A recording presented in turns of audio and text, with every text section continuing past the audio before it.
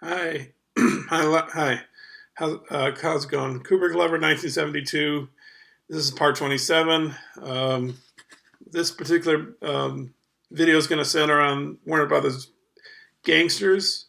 Um, these are box sets that Warner Brothers released of their old Hollywood gangster movies.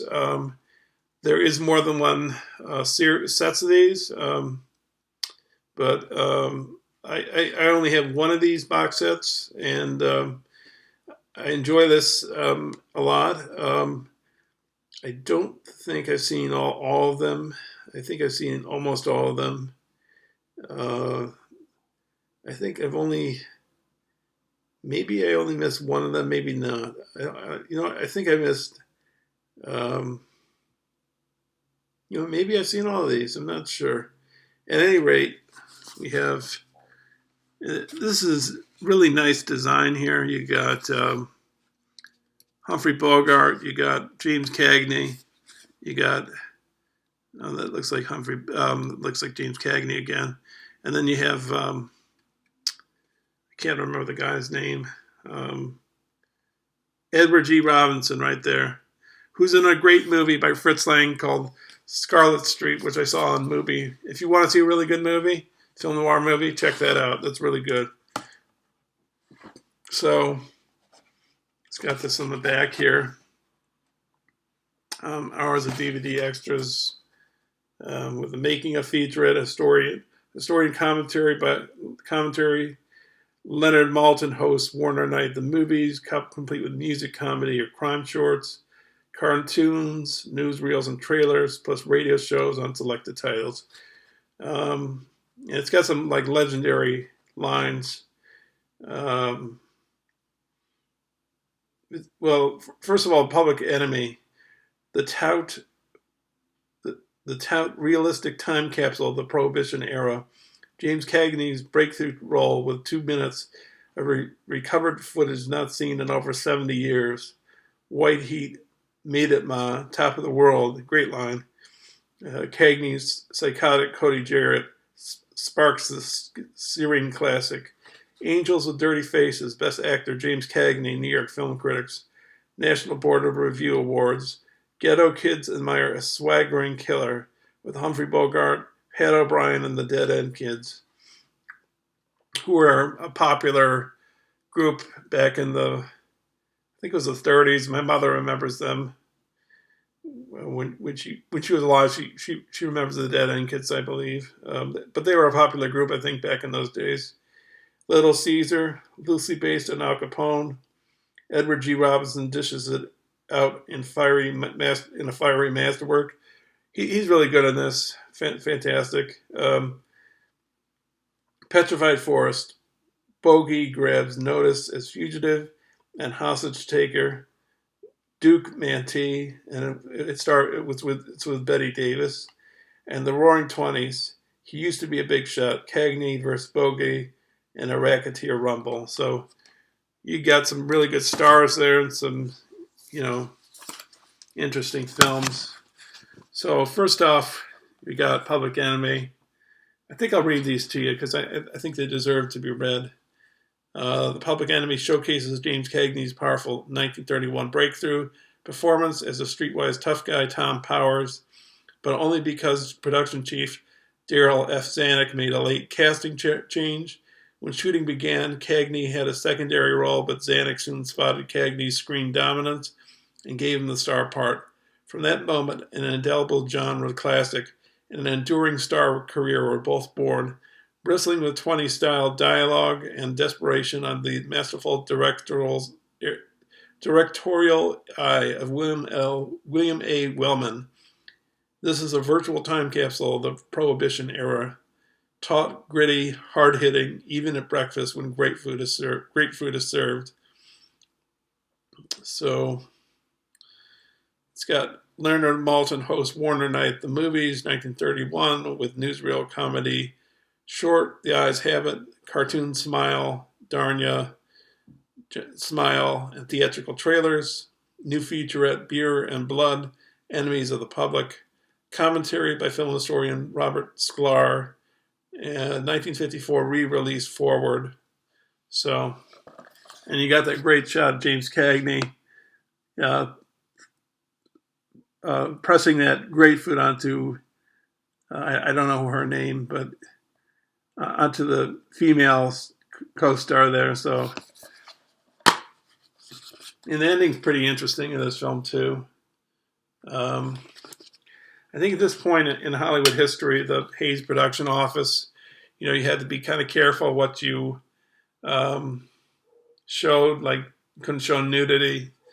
In the case of kissing, you could only kiss on the lips for like 3 seconds. So Hitchcock had a way around this. What he did was if he wanted to shoot a long kissing scene, he would like rotate the camera around the couple, and you wouldn't see their lips together. Turn shots because the camera would be behind the actress or the actor, or they would kiss and they'd say something, and then kiss again and say something. So he knew ways how to cheat the censors. Basically, is what I'm saying. The next one is another James Cagney movie, co-starring Virginia Mayo, White Heat. Great movie. Let me read this. As a psychotic thug devoted to his hard-boiled ma, James Cagney, older, scarier, and just as electrifying, gives a performance to match his work in The Public Enemy as White Heat's cold-blooded Cody Jarrett. Bracingly directed by Raoul Walsh, this fast-paced thriller tracing Jarrett's violent life in and out of jail is also a harrowing character study. Jarrett is a psychological time bomb ruled by impulse. He murders a wounded accomplice and revels in the act. He neglects his sultry wife, Virginia Mayo, and adores his doting mother. It is among the most vivid screen performances of Cagney's career, and the excitement it generates will put you on top of the world. And it's got Leonard Maltin host Warner Night at the Movies, 1949, with newsreel, comedy, short, So You Think You're Not Guilty, cartoon, homeless hair, and theatrical trailers. New featurette, White Heat, Top of the World, commentary by film historian Dr. Drew Casper. So this is a good movie. It's a little later in Cagney's career. This is in the 40s. The Public Enemy was in the 30s. And the ending is fantastic. I mean, really great. And this one is Angels with Dirty Faces. It sort of has that heavy lecturing, sermonizing, moralizing kind of ending to it. Off-screen pals James Cagney and Pat O'Brien teamed for the 6th time in this enduring gangster classic. Cagney's Rocky Sullivan is a charismatic ghetto tough whose underworld rise makes him a hero to a gang of slum punks. O'Brien is Father Connolly, the boyhood chum turned priest who vows to end Rocky's influence. Other ace talents join them: Humphrey Bogart as a scheming lawyer, Ann Sheridan as Rocky's hard-edged girlfriend, and the dead-end kids as worshipful street urchins, all ably directed by Michael Curtiz, Casablanca. The 1938 New York Film Critics' Best Actor Award came Cagney's way, as well as one of the film's 3 Oscar nominations. Watch the chilling death row finale, and you'll know why.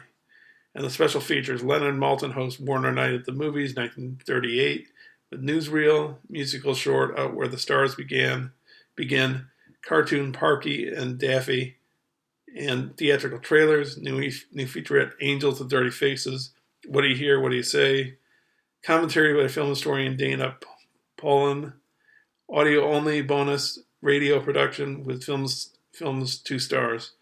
So this one and Public Enemy sort of have like this.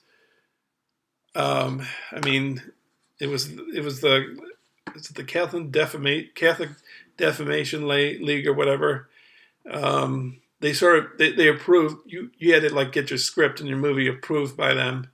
So like if it had sex and violence, and there's another thing they didn't show. And you could gangster films are a perfect representation of this, and that is that in films like The Godfather, Goodfellas, when you see somebody get hit, obviously in real life blood would come out of a person's body.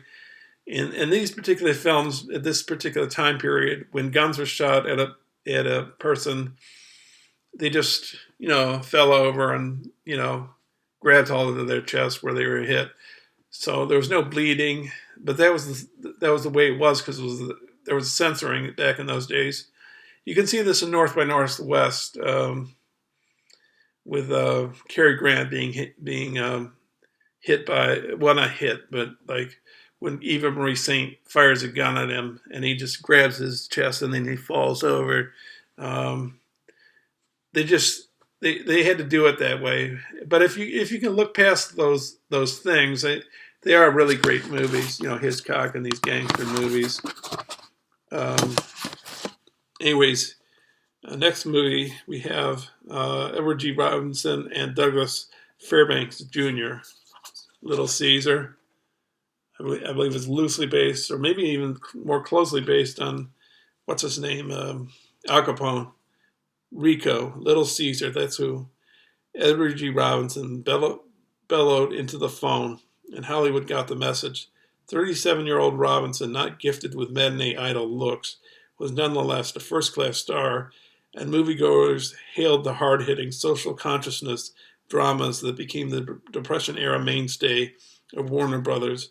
Little Caesar is the tale of pugnacious Caesar Enrico Bandolo, a hoodlum with a Chicago-sized chip on his shoulder, few attachments, fewer friends, and no sense of underworld diplomacy, and Robinson, a genteel art collector who disdained guns. In the movie, his eyelids were taped to keep them from blinking when he fired a pistol, was forever associated with the screen's archetypal gangster. Leonard Maltin hosts Warner Night at the Movies, 1930, with newsreel Spencer Tracy short, The Hard Guy, cartoon Lady Play Your Mandolin and theatrical trailers, new featurette Little Caesar, End of Rico, Beginning of the Anti-Hero, commentary by film historian Richard P. Jewell, and 1954 re-release Forward. So, anyways, just a picture in there. I don't know if I showed you the Angel Dirty Faces. Same thing. Nothing there. Just, did I show you the White Heat one? I can't remember if I have. It's the same thing. I bet you the other two will be the same. So next up, Roaring Twenties, starring James Cagney and Priscilla Lane, Humphrey Bogart, Gladys George, and Jeffrey Lynn. The Speakeasy era never roared louder than in Gangland Chronicle that packs a wallop under action master Raoul Walsh's direction. Against a backdrop of newsreel-like montages and narration, it follows the life of jobless war veteran Eddie Bartlett, James Cagney, who turns bootlegger, dealing in bottles instead of battles. Battles await Eddie within and without his growing empire. Outside are territorial feuds and gangland bloodlettings. Inside is the treachery of his double-dealing associate, Humphrey Bogart. It would be 10 years before Cagney played another gangster in White Heat, a time in which gangster movies themselves became rare. He used to be a big shot, Panama Smith, Gladys George says at the finale, marking Bartlett's demise and signaling the end of Hollywood's focus on the gangster era. And the special features are Leonard Maltin hosts Warner Night at the Movies, 1939 with newsreel, musical short, All Girl Review, comedy short, The Great Library Misery, cartoon Thugs with Dirty Mugs, and theatrical trailers, new featurette The Roaring Twenties, The World Moves On, and a commentary by film historian Dr. Lincoln Hurst. So, I think these commentaries are kind of interesting. I think I've watched almost all of these, watched the special features as well of these. This last one is Leslie Howard, Betty Davis, Charlie Grapewin, Humphrey Bogart, Dick Foran, and Geneva Tobin. I believe Humphrey Bogart wasn't a big star at this time period. I think the film that catapulted him to huge fame was, of course, Casablanca, because I think he was playing like third-rate players or what have you, or even playing in lesser films, maybe even B movie productions before Casablanca.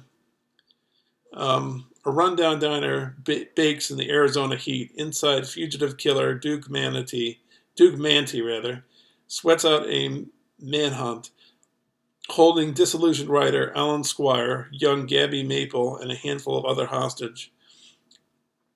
The Petrified Forest, Robert E. Sherwood's 1935 Broadway success about survival of the fittest, hit the screen a year later with Leslie Howard and Humphrey Bogart magnificently recreating their stage roles, and Bette Davis ably reteaming with her of Human Bondage co-star Howard. Sherwood first wanted Bogart for a smaller role. I thought Sherwood was right, Bogart said.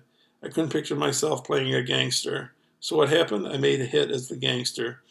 So right was he that Howard refused to make the film without him and helped launch Bogey's brilliant movie career. So maybe this is the film that launched his career. But I think Casablanca had a huge role in moving him forward, to films like African Queen and what other movies? Maltese Falcon. But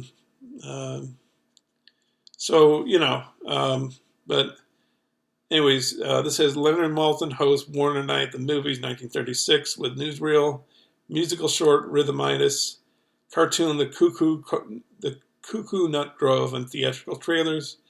New feature at the Petrified Forest, Menace in the Desert, commentary by Bogart biographer Eric Lax, an audio-only bonus radio adaptation starring Bogart, Tyrone Power, and Joan Bennett. So, anyways, that's the Warner Brothers Gangsters box set for you.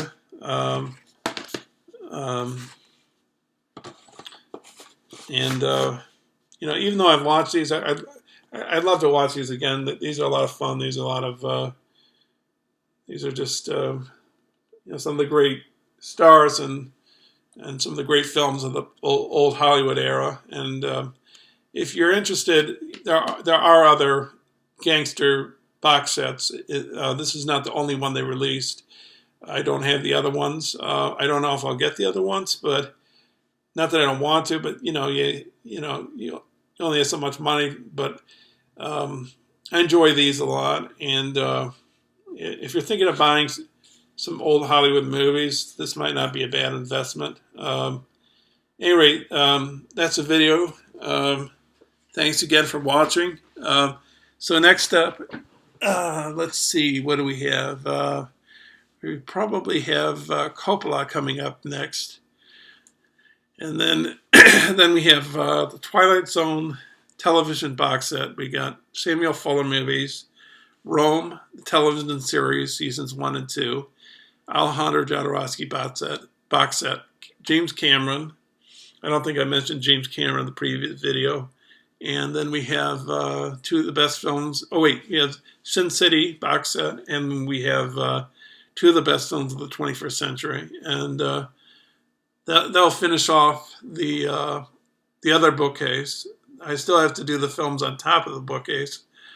And then we have another bookcase. But I might, before I do that other bookcase, might do the towers next. We'll see. Anyways, we'll get through it all.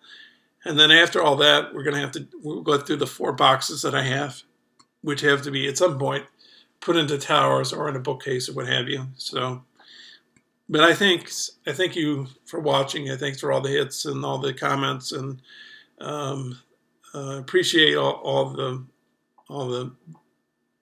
the support. Really great. Leave